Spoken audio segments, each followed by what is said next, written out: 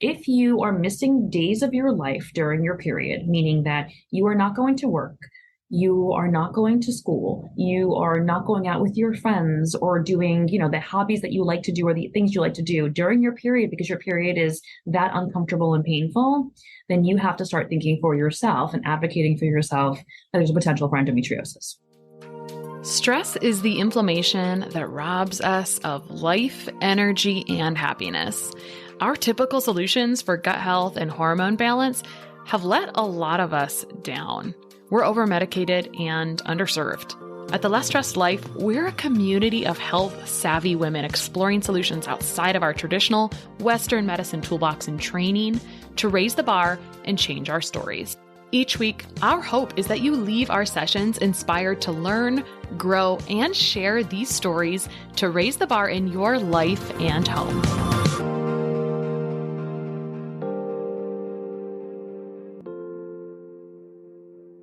Access to functional or specialized medicine testing and standard blood work is a big piece of personalizing care plans to help our clients succeed. But getting accounts with multiple labs and ordering and tracking results from many different web portals slows efficiency by bogging us down in admin work. This is why I'm completely obsessed with our podcast sponsor, Rupa Health.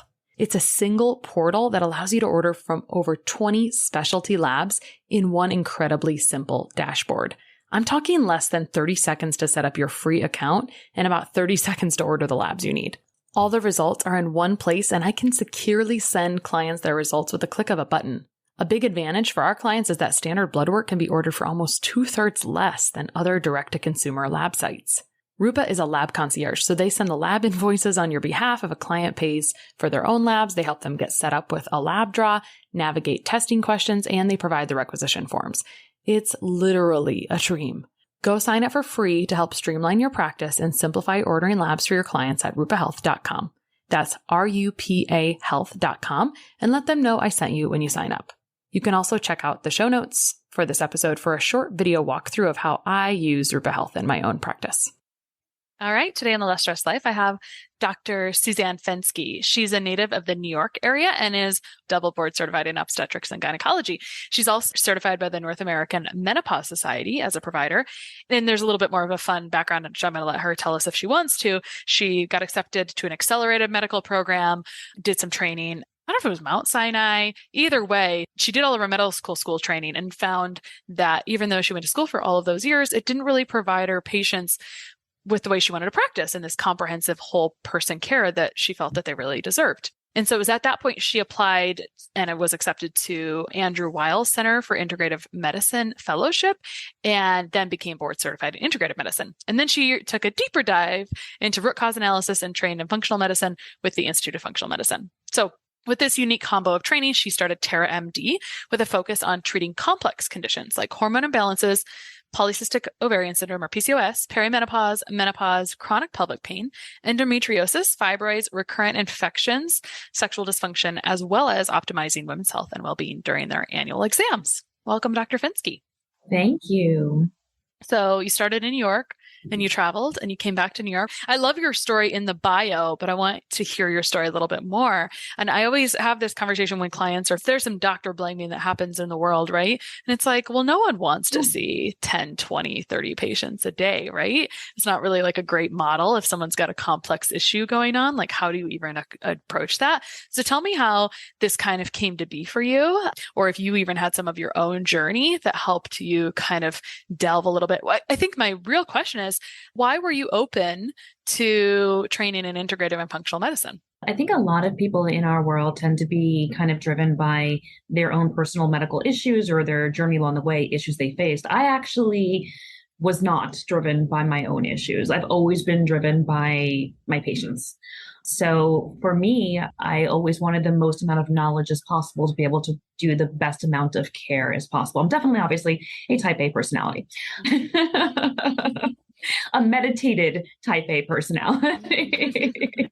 So, along the way, when I had great opportunities, great training, and did my OBGYN residency, and then did a 2-year laparoscopic robotic surgery fellowship at Mount Sinai, and then stayed on actually as a faculty at Mount Sinai for many years, and was really kind of fell into this niche of taking care of women who had chronic pelvic pain, endometriosis, sexual dysfunction, sexual pain, and did a lot of surgery and felt that, I think that I felt what patients were feeling, right? That the care is sort of really fragmented and very just sort of symptom based and medicate surgery for the symptom. And that's basically it. And felt that there was more to it than that, which is how I kind of meandered into Dr. Andrew Weil's fellowship and did that to be able to provide more integrative management to my patients, to be able to approach it whole person, whole lifestyle approach and evidence-based modalities from mind body, from botanical supplements and so on.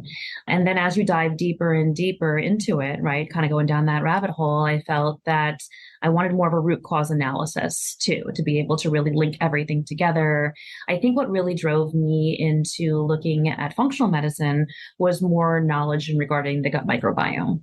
Mm-hmm. How long was your fellowship with Andrew Weil's Center for Integrative Medicine? Because you've already been in school for many, many years before this, and then you're essentially joining this fellowship. So I'm wondering how long that was, and if that felt like drinking from a fire hose, or if it just kind of brought everything together as you wanted it to be.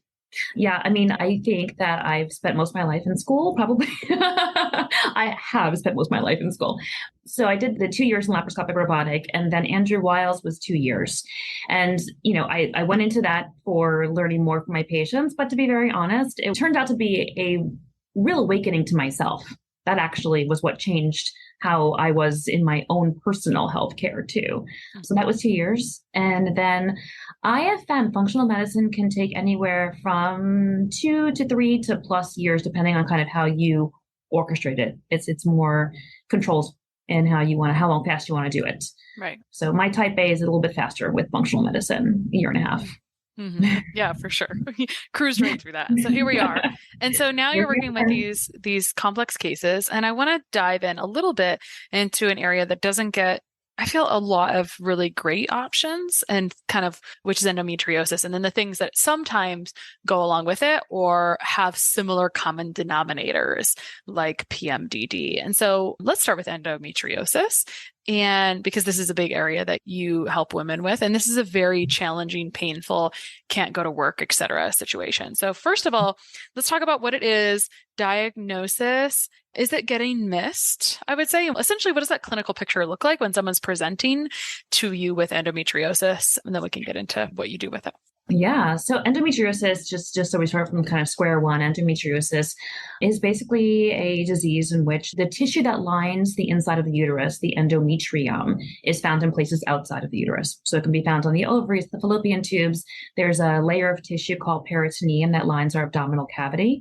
And endometriosis can be found anywhere in our bodies, right? I mean, I've had patients who have had monthly nosebleeds, and that was their endometriosis. I've had patients who've had monthly lung collapses due to blood collection in the lungs, and that was their endometriosis. But basically, it's when that tissue, which should really only be inside the uterus, is found somewhere else. But when you get back down to the pathophysiology of what endometriosis is, it's really a disease of estrogen and inflammation. So we know what the cure for endometriosis is. The cure for endometriosis is, menopause because of a lack of estrogen. So it really is a disease of estrogen and inflammation. What's really amazing about endometriosis is that, we've known about it for so long, and there is research done in many aspects of it, but ultimately we still don't know the cause of it. We know that it's probably multifactorial, that there's definitely a genetic component to it. And we see that with a lot of first-degree relatives, both having endometriosis. But that in and of itself is not enough, right? So the variable expression, right? Some women will have very advanced endometriosis and minimal symptoms, but just sort of incidentally find it out along their journey with infertility and get this diagnosis of endometriosis. And some women have what seems to be very minimal endometriosis and very, very intense symptoms. So then you have to factor into play that basically with endometriosis, there's a lot that comes into the picture, much more so than just genetics and just estrogen and inflammation. Right. And you touched on something really wonderful in that, yes, it is on average, it takes 7 to 10 years before a woman gets her diagnosis of endometriosis. And that's a lot of years of pain, a lot of years of issues and pain and just not being heard, and women thinking that it's in their head and that, or that this is normal. Right. And, on average, we know that women have to see 3 to 5 providers before somebody diagnoses them with endometriosis. We know that it affects 10% of women, but that's probably a huge underestimation on how many women it actually really affects. Well, I didn't know that monthly nosebleeds, lung issues, and in this essentially the tissue that should be in the uterus found anywhere could be endometriosis. I just thought it was thickened uterine lining of the uterus. So that makes me think that it would be difficult to diagnose if it's someone with nosebleeds, right? For example, if it's someone who's got monthly nosebleeds, what is the diagnostic criteria for endometriosis? What are you doing for diagnosis of endometriosis? And how do you then go to, I have monthly nosebleeds, and how do you figure out that that's also endometriosis? And do they also have thickened uterine lining at the same time? Or maybe it just depends. It could be one or the other. Yeah. So the definitive way to diagnose endometriosis is, the gold standard, I should say, in the medical world is doing a laparoscopy and seeing the endometriosis presence in the abdomen. And there's kind of classic ways. Our ability to visually detect endometriosis is only about 60%. So even with a good surgeon, an experienced endometriosis surgeon, they can take a look around in the abdominal cavity, take a look at the most common places that you find endometriosis, and everything looks fine, right? And they can misdiagnosis of endometriosis. For me, I always did biopsies, surgical biopsies of the most common areas. If everything looked completely normal and a woman came in with a history that really sounds like endometriosis, and I'll touch on that in a minute, then what I would always do is, regardless of appearance, do biopsies. Because those biopsies are sent off to pathology, and a pathologist will analyze and look for endometriosis. And that's the best way to do it. I will say that even though that's the gold standard for diagnosis, somebody who's experienced with endometriosis can usually diagnose it, very close to 100%, we'll say 90+%, based on just symptomatology and examination, actually. Right. So there's a couple of things that I always say to women, and I think that it's really important. If you are missing days of your life during your period, meaning that you are not going to work, you are not going to school, you are not going out with your friends or doing, the hobbies that you like to do or the things you like to do during your period, because your period is that uncomfortable and painful, then you have to start thinking for yourself and advocating for yourself that there's a potential for endometriosis. Yeah, that's a really great pearl for them. And although the laparoscopy is, or that essentially like minimally invasive surgery is still invasive and expensive, really, for the diagnosis. So it makes sense that it would not be the automatic thing that happens. And when we know how that people can get kind of tossed around depending on their access to medical care as well with that. Let's talk about the symptoms of endometriosis and how you might diagnose someone with just symptoms and exam. Yeah, so symptoms can be variable. The most common usually is pain with your period, like on pain that's really not just, I had some cramping, I took some Advil or some NSAID and felt better, but significant pain with period, or we call it in the medical world dysmenorrhea. Okay, and that's a classic sign and symptom of it. But also along the same lines is that women can have just non-cyclic pain, just generalized pelvic pain that they feel at other times of the month unrelated to their period. And then another symptom that can come into factor in is pain with sex. And usually pain from endometriosis is pain with penetrative sex, and usually deep, felt more deep on deep penetration. Yeah. There's different things to consider from a gynecological etiology on pain with penetrative intercourse on insertion at the entrance versus deep. Okay. But if you have penetrative intercourse and it's pain with deep, then that's another sign or symptom of endometriosis. Got it. An examination, a gynecologist can do an examination and feel that the exam is completely normal, right? But there are things you can also feel on exam. You can actually sometimes feel the scarring, and then the uterus and the ovaries are less mobile on examination. You can actually sometimes feel the nodularity or these hardened tissues that you feel in the most common areas where you see endometriosis, which can be kind of behind the uterus and between the uterus and the rectum, which is called the posterior cul-de-sac, or between the bladder and the uterus, which is called the anterior cul-de-sac. So there's classic areas that you can kind of feel some thickening and with endometriosis often too. So if someone's having these significant pain with period or dysmenorrhea, and more specifically, they're missing work or school or or social activities because it is so significant and they don't have a diagnosis or no one's brought up endometriosis, it might be time to ask the provider or potentially ask for a referral to another provider or look for another provider that is maybe a little more skilled in endo for that potential diagnosis. And then once they know that this is an issue, what is classically done here? And then what are some things that you do with a broader training? Yeah. So classically in the medical world, endometriosis is managed in two ways, either kind of with suppression of the extra estrogen that's floating around in the body with hormonal therapy. Usually the birth control pill is really, really commonly used, or surgery. And the surgery, like you had mentioned, is a laparoscopy. Usually it's not an open surgery, but a minimally invasive surgery with small incisions and a camera where you look around and remove any of the endometriosis.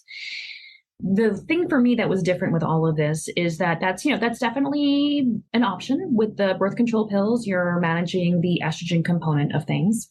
These are kind of band-aids in a way, right? I can't say that we're going to be able to cure endometriosis necessarily, but getting back down to kind of the root cause analysis of it and really approaching more of the full lifestyle approach. And that's how I do things, right? I don't just put band-aids on things with a birth control pill or a surgery, but you want to look at diet and nutrition, incredibly important, right? As we mentioned before, it's a disease of estrogen and inflammation. So you want to approach these factors. What affects inflammation in the body, right? And whether it's nutrition and what you're putting in your body. And there's a couple of studies that have been done over the years looking at nutrition and endometriosis. And there was one looking at like gluten-free diet and endometriosis. And these are all small, tiny little studies. It would be great to have, a much bigger or large scale study looking at nutrition and endometriosis and the impact. But even taking that and pushing it forward and looking at basically approaching nutrition from an anti-inflammatory standpoint, right? So looking at the most common things, and you of all people will know this, the most common factors in diet that cause inflammation, and considering on your own, actually trying to do your own kind of modified elimination diet and eliminating out the most common things like gluten, like dairy, the significantly high omega-6 to omega-3 ratio foods, and seeing whether or not that can affect the inflammatory component, but also looking at lifestyle, right? So exercise we know can help with it too. There are certain definite forms of exercise that are even better for endometriosis and pelvic pain disorders in general, like yoga, and being able to really kind of work in the pelvic floor area with yoga. Strengthening the core with Pilates is also really helpful. Mind-body therapies, we know, reduce stress, reduce inflammation. And then also looking at these women who are really recalcitrant, who are doing everything possible, who have, approached this the right way, but still are facing really uncontrolled pain, then I actually would really look at the gut microbiome too and see if there's leaky gut and things like that are causing inflammation.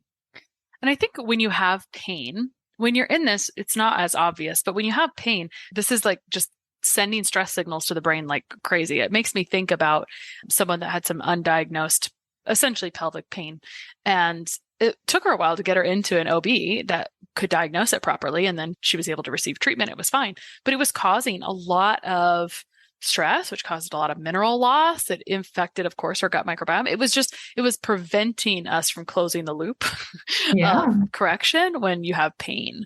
So if we can reduce pain as soon as possible, then that's great. The tricky thing, so diet is amazing, but always the tricky thing about anything that has to do with our cycle is that it can be immediate and you may have to compound it over a couple of months sometimes to really see changes. I feel anyway, can be right now, but it can be up to 2-3 months where you start to continue to see that really take shape. There's a lot of pieces, as you said, right? It's toxic burden, microbiome, stress, food, all the things that are contributing to the inflammation bucket overall. Yeah. Since this can be an estrogen, or it's an estrogen issue, I guess, at the core, do you look at serum estrogen levels? Do you look at estrogen metabolism, Dutch testing? If you get a endo diagnosis, what are some then tools you use to help maybe focus your treatment? Because the thing about it is there's a lot of options. I think this is good, but sometimes people find that overwhelming. It's like, oh, there's a lot of pieces here you can put together and create a better treatment protocol. Because suppression and then surgical removal, while surgical removal might remove pain at that moment, all I can think about is, well, then that will just grow back because we didn't really manage the estrogen anyway, right? So you almost have to move. Right. If you're not gonna suppress your hormones, and you actually want them to be metabolized properly, you've got to do something else. What are some things that you do to help focus on what you're going to do next? No, I think it's a great point. I mean, a lot of women have come to me after having had 5 laparoscopic surgeries and being in their early 30s. Hmm. Something's not right with that, right? Like that should resonate that something's not right. So Hmm. yeah, I always personalize things. I don't have like this kind of set formula that I do for every person.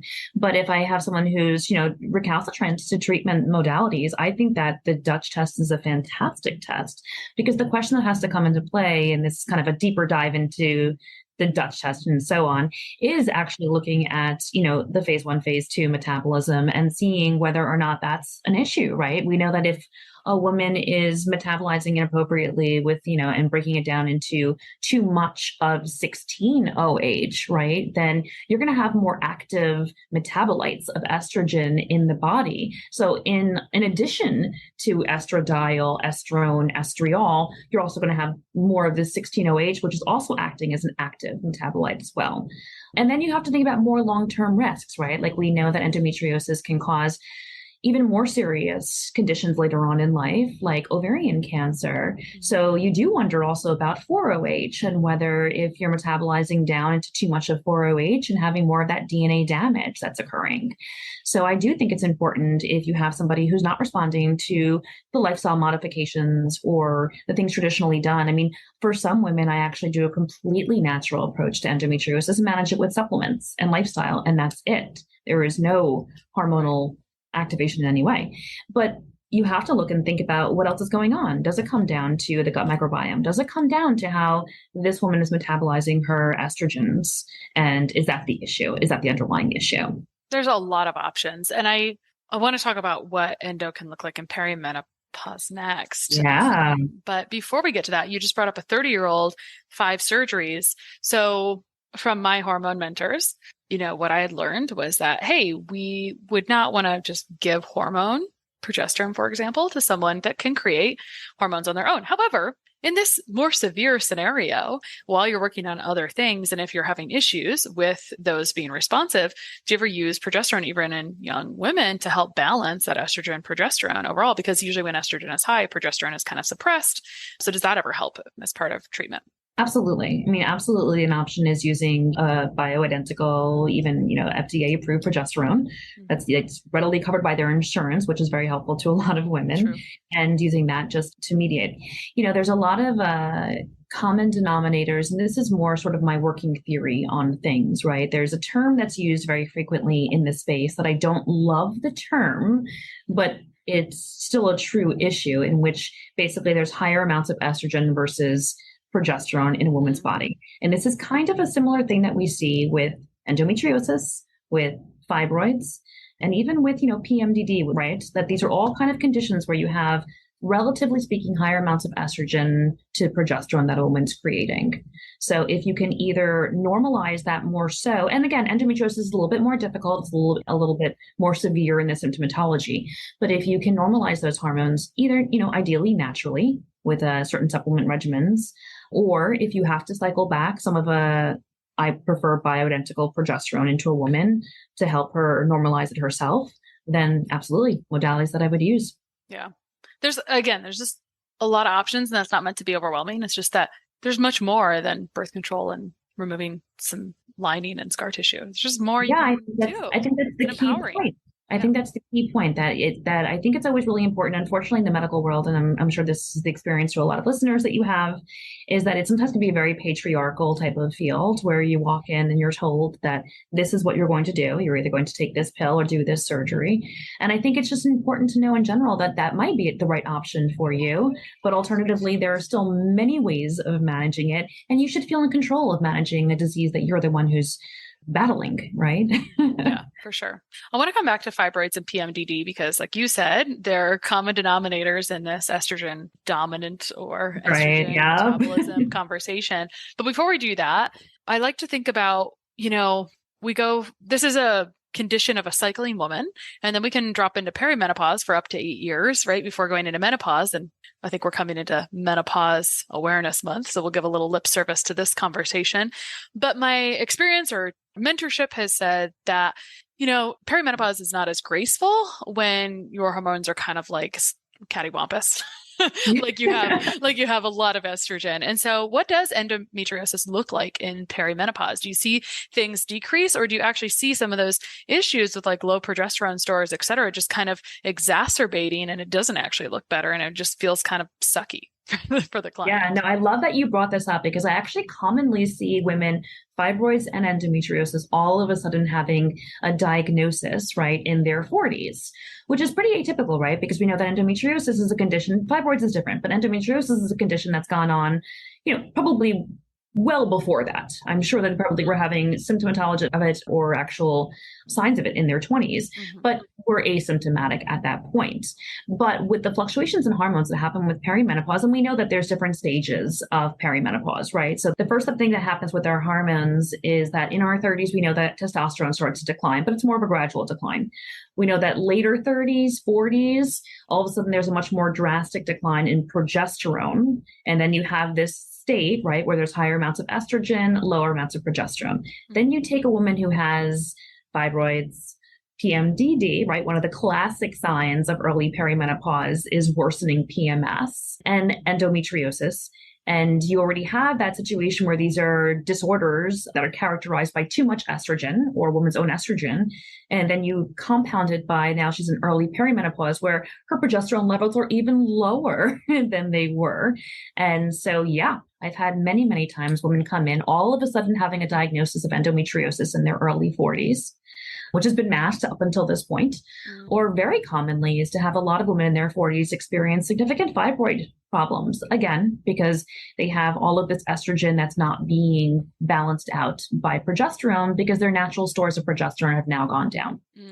What's more classic in late perimenopause, which is kind of the perimenopause that everyone really traditionally thinks about, is estrogen deficiency. So now your estrogen has dropped down and now you have the brain fog and the hot flashes and the night sweats and the vaginal dryness, the things that are more classically thought of in perimenopause. But what you've brought to light is that there is this earlier stage of perimenopause, and that's more classically characterized by lower levels of progesterone and higher levels of estrogen. Well, you just mentioned that a classic symptom of early menopause is worsening PMDD. And so I want to talk about PMDD because, if we thought that endometriosis or clients with endometriosis ever had gaslighting issues where they're like, it's fine, you're not really in that much pain, I would expect PMDD to almost be worse because I feel like it's mostly emotionally presented. Can we talk about, first, let's just classify what's PMDD. Let's talk about why it's related, which you have already touched on a little bit, and kind of how you diagnose that. Just again, the issues of estrogen when it's kind of uncontrolled. Yeah. So PMDD is premenstrual dysphoric disorder. And it's, a worsening case of basically PMS, premenstrual syndrome. And there's multiple symptoms that fall into this, but examples of symptoms can be, mood. Mood is a significant one. So depression, anger, rage, irritability, anxiety, bouts of crying that are just spontaneous bouts of crying. And then you have more of the physical symptoms too, which is the bloating, the breast tenderness, the water weight retention, fatigue. And there's just, a myriad of symptoms basically. And PMDD, by sort of checking in boxes and having a certain number of symptoms in each category, gives you this technical diagnosis of PMDD, right? Basically what happens, and what I had touched on, was that it's very common that estrogen is a wonderful hormone, does lots of beautiful things. The way that our bodies work is that you want this balance, right? So anything in excess, anything in too little is always going to be sort of a bad thing, right? So progesterone, I always call, is sort of the great balancing hormone, your natural harmonizer, basically. And it works in concert with estrogen and balances out estrogen. When you have too much of this estrogen in your body relative to the amount of progesterone in your body, then these are classic signs and symptoms that you're going to experience. If you time it with the cycle, right? So our natural cycle is that the second part of our cycle, ovulation up until our menstruation, is more dominated by progesterone, right? So your progesterone is supposed to rise with ovulation and balance out the estrogen at that point.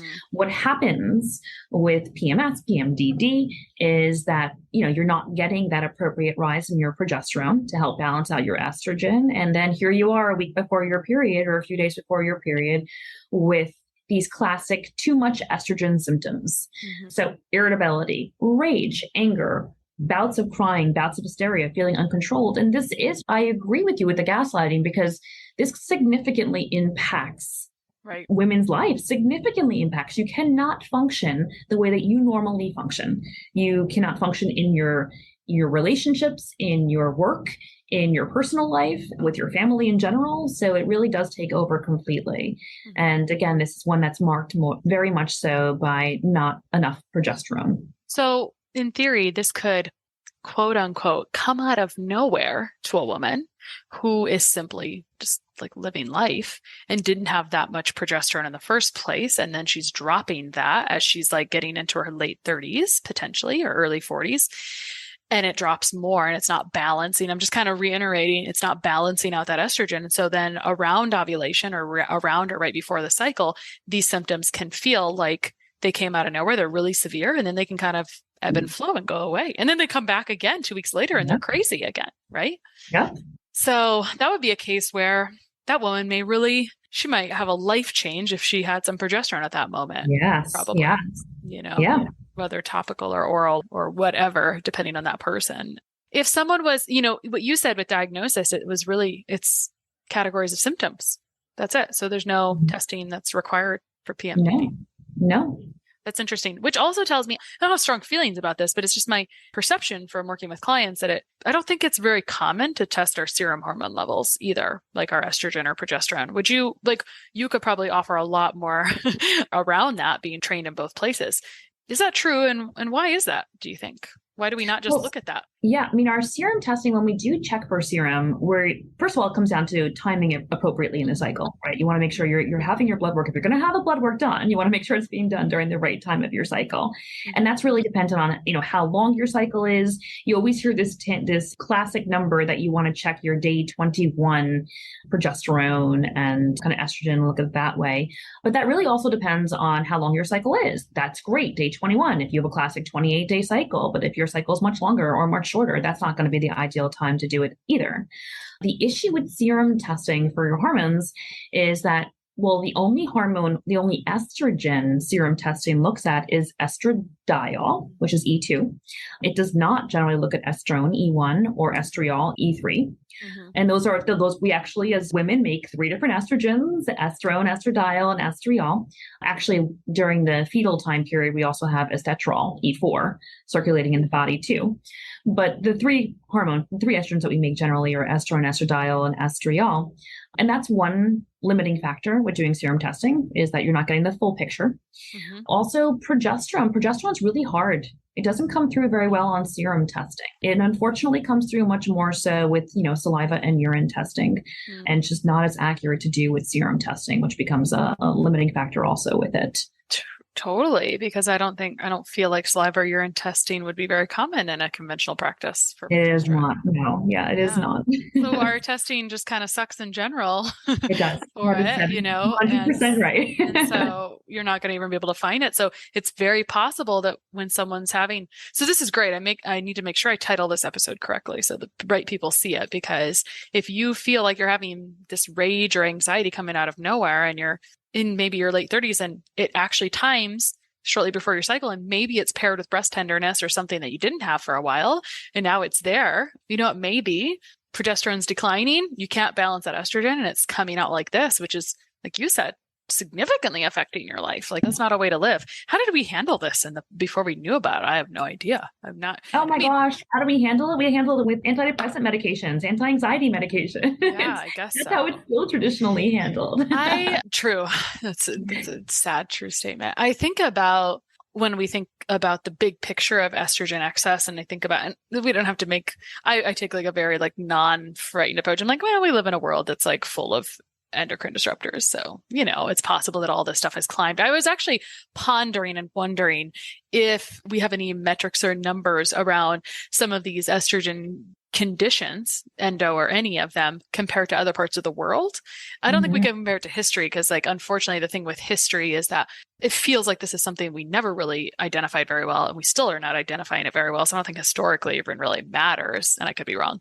But internationally, do Americans have more issue with this? I mean, Europeans and Americans are kind of similar, honestly, from health status, but maybe, anyway, do you have any knowledge of that? Do we have any stats like that?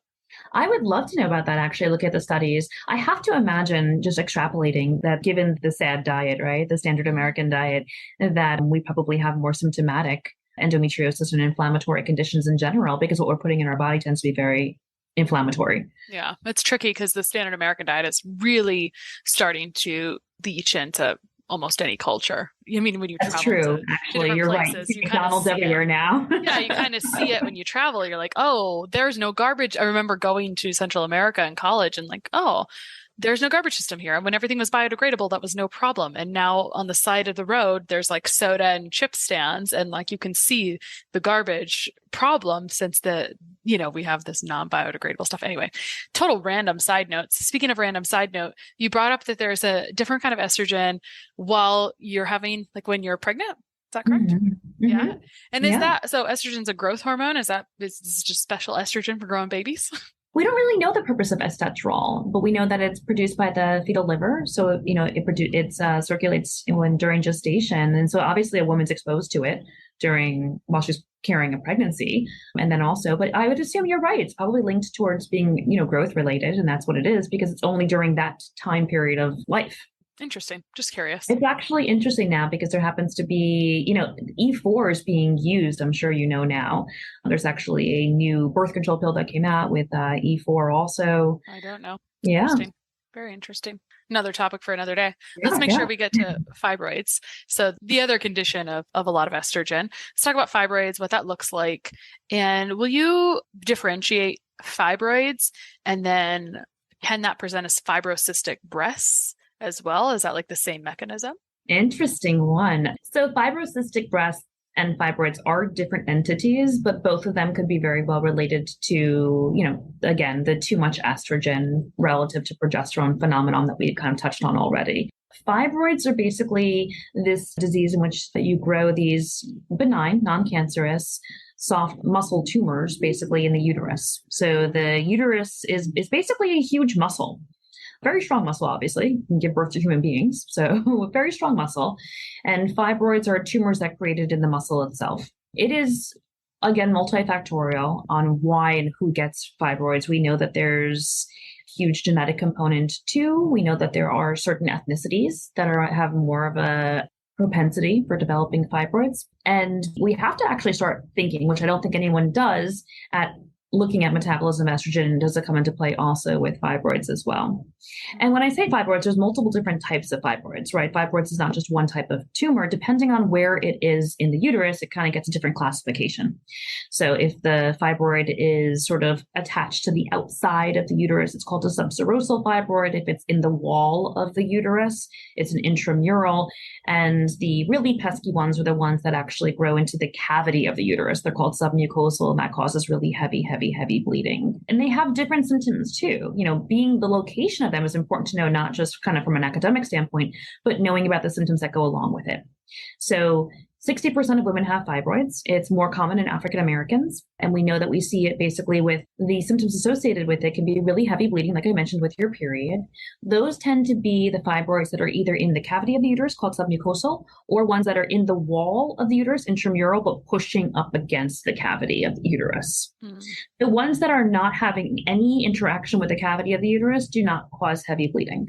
But if they get big, and fibroids can get very, very big. And in the medical world, we like to allow you to understand your fibroids by comparing them to different fruit. I'm not sure where that came into play, but that's what we do. So you have a plum size, you have an orange size, you have a cantaloupe size. Holy moly, those are huge. Yeah, they get very big.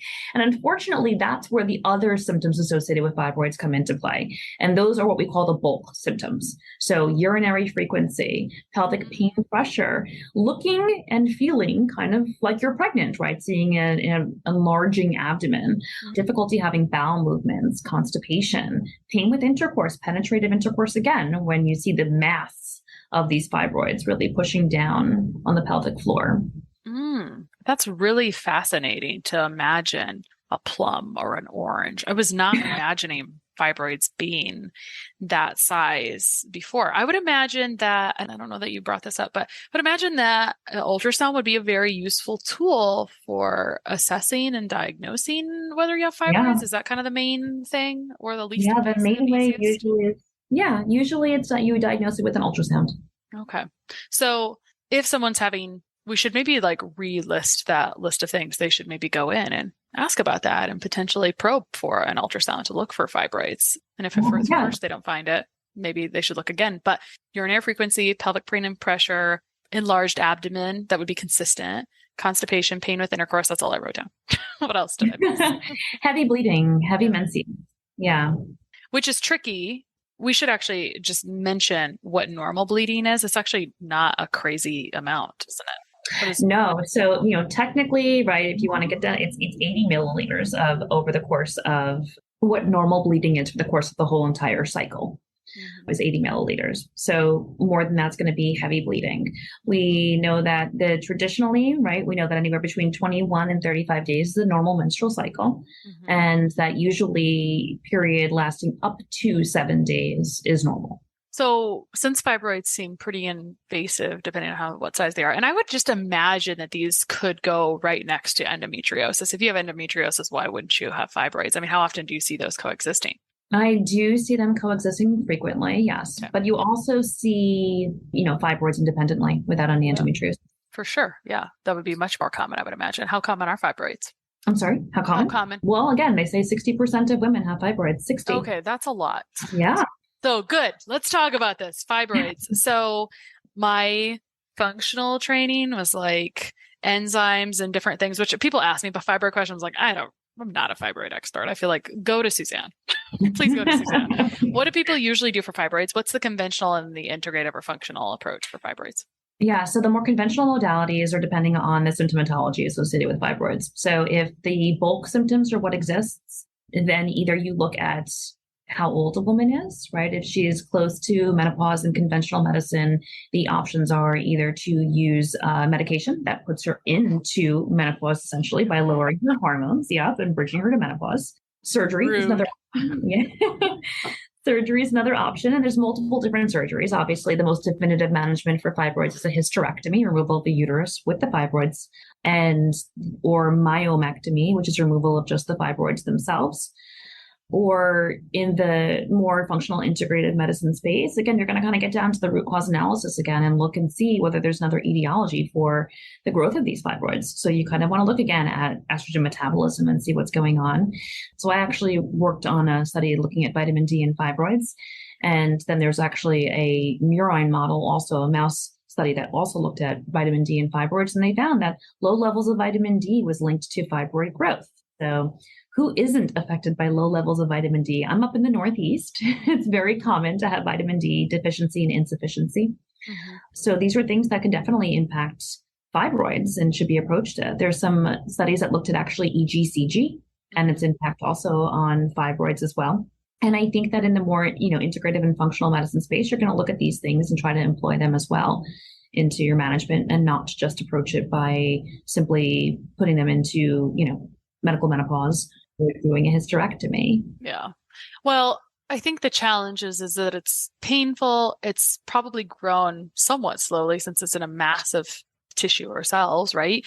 But yet trying to reverse that or correct, you got to deal with the orange or a plum that's there at that time. So sometimes I talk about this from a perspective of every issue you can look through the lens of like, is it a structural thing, an emotional or whatever, and then a nutritional piece. And so if I was going to do things in my nutritional realm, I still think there needs to be a structural intervention depending on the size of that, right? Where they need to be seen someone like Dr. Fenske or someone who can help refer them to the right resources to potentially have that removed. I cannot imagine a very large fibroid if you don't remove that, how that is not like really challenging for your life. Like, I just don't see how that equates. Like, this is in the wrong spot. This does not belong here. It's impairing things significantly.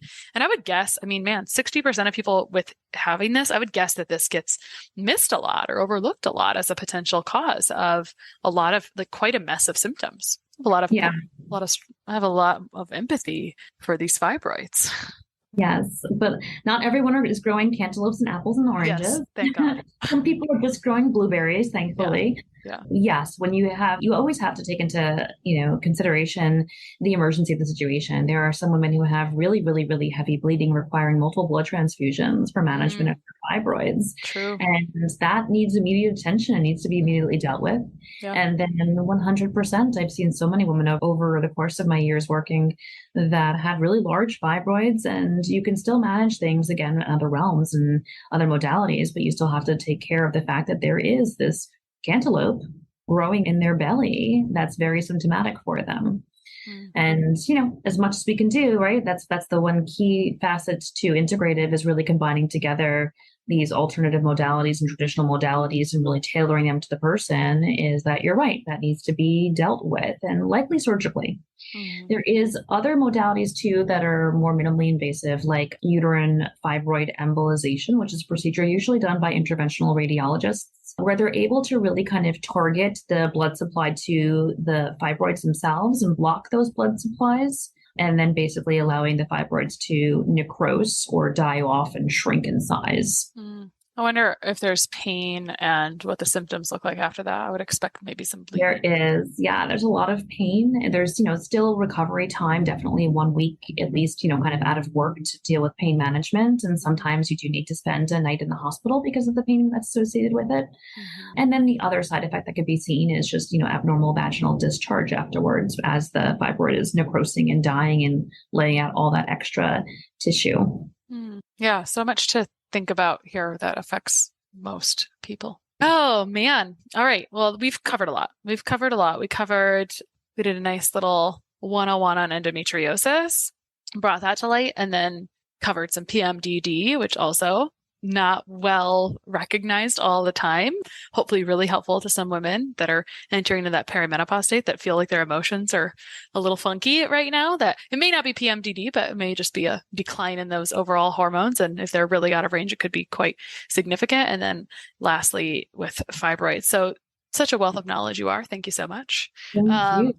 I had one more question. You brought up different ethnicities had maybe a greater predisposition to more fibroids, which could mean anything here. Is there actually a difference genetically in other ethnicities in like detox genes or mechanisms that would cause this? Or does it seem to be more of like so that would be nature, or is it a nurture thing where it's like, I mean, I think it's probably both, but is there like an actual science, like, is there something different inside in the genetics of different ethnicities that allow for estrogen issues to become a bigger issue? Yeah, I think it comes down to, it's definitely both, and it's definitely multifactorial, right? So we know that there's genetics there are chromosomal abnormalities and genes associated with these conditions, with fibroids, with endometriosis, which tends to come into play more so in certain populations. And then definitely there's nurture as well, as you're saying, where that come into play with lifestyle that can affect and impact these things as well. I think it's actually would be really curious to look at, really focus in on metabolism of your estrogens across different ethnicities and see if we see patterns associated with that. Yeah. We'll send it to the people in research. Yeah. That has not been looked at, but that actually would be really interesting to see if, certain ethnicities have more of an issue with whether it's phase 1, phase 2, or phase 3 metabolism. Yeah, it's definitely curious. And we could do, because that would affect their ability to metabolize drugs and everything else. So. Well, Dr. Fenske, where can people find you online? Your practice, which has telehealth and in person, and you teach classes. Where can people find you? Yeah, so www.TārāMD.com. And where did that name come from? So, are you familiar with Buddhism? Well, not to where I would know what Tara is in Buddhism. Yeah, so I'm one of these strange people, actually, that double majored in college in obviously the pre-medical sciences, but then my other major was religion. I don't know why. My parents were quite nervous and curious as to what I was going to do with it, but I just thought it was really fascinating to understand people from different religions. So I was really intrigued by Buddhism. I've always been really intrigued by Buddhism. I'm ethnically Jewish, but but I like to say I'm Judaist. And Tara is like, the deity, the wonderful goddess Tara in Buddhism. And she represents so many different forms in Buddhism. And I like to think about that when I'm approaching women, that everything's really personalized in so many different forms. And that, Tara in Buddhism is just this amazing deity. She's linked to nurturing, she's linked to health, and that's what we should be linked to, right? As a medical practice. Yeah, it's fun to hear about that because one, we'll remember you more for that. And two, it's like a nice guiding mission and light and principles by which to go from. So very cool. Well, I look forward to our next conversation. Thanks so much for coming on and talking all about estrogen and the things that are actively causing issues for people. And hopefully this episode's very helpful for them. Thank you. Have a wonderful, wonderful day. Sharing and reviewing this podcast is the best way to help us succeed with our mission to help integrate the best of East and West and empower you to raise the bar on your health story. Just go to reviewthispodcast.com/less stressed life. That's reviewthispodcast.com/less stressed life. And you'll be taken directly to a page where you can insert your review and hit post.